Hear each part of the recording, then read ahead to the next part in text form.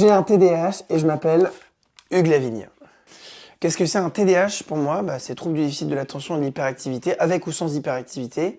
Et dans mon cas, c'est vraiment l'hyperactivité et je le définirais comme un manque, dans mon cas, dans un manque de concentration gigantesque. Je me déconcentre très vite et ça pose problème dans ma vie de tous les jours. C'est pas facile, je dois refaire beaucoup de choses, je me perds. Sur mon ordinateur, t'as toujours 87 onglets d'ouvert, donc c'est pas facile au quotidien.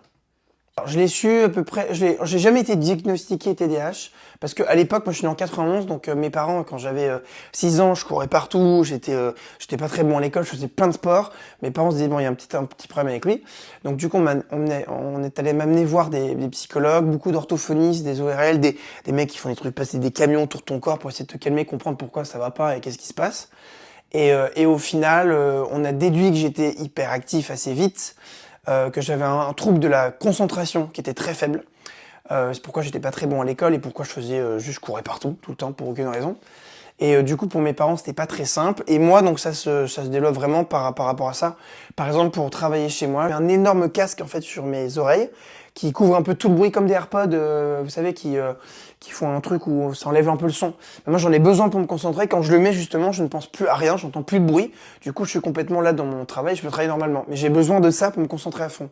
Si je suis dans un café, qu'il y a plein de gens qui parlent, si il y a du bruit autour de moi, j'arrive pas à me concentrer. Par exemple, pour parler dans un bar ou en boîte de nuit, c'est hyper compliqué parce que j'entends plein de choses et ça me perturbe à fond. Voilà.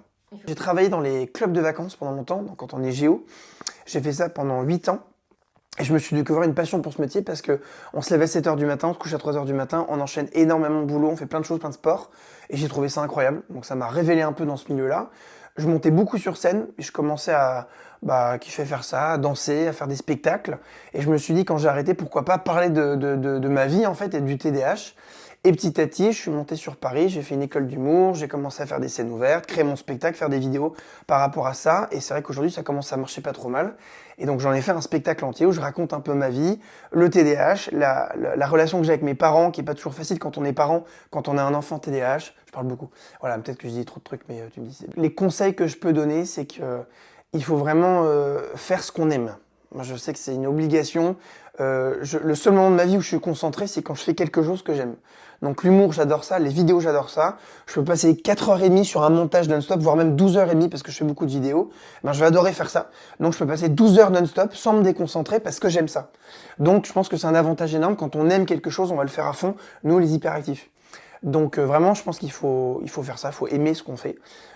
Ensuite, il faut rencontrer la bonne personne. Si on est en couple, je pense qu'il faut que la personne en face comprenne bien que des fois on fait les choses différemment, que on peut pas faire comme tout le monde, et donc faut vivre avec. Voilà. Sinon je sais pas, un autre tip que je peux donner. L'autre type, c'est créer. Au contraire, je pense que tous les TDAH, on a peut-être une particularité en plus, c'est la créativité. Même que ce soit artistique ou peut-être manuel ou autre, on a envie de faire plein de choses. Et je pense que ça, c'est un atout énorme qu'il faut vraiment travailler et agrémenter. Donc je pense que quand on est TDAH, il faut faire plein de choses, en fait. Voilà. Vive les TDAH, force, on a des pouvoirs magiques, il faut pas les perdre. Faut s'en servir et puis faut dominer le monde. Non, je suis trop loin là. Mais il faut vraiment servir du pouvoir magique qu'on a en nous parce que c'est vraiment un truc en plus. Voilà.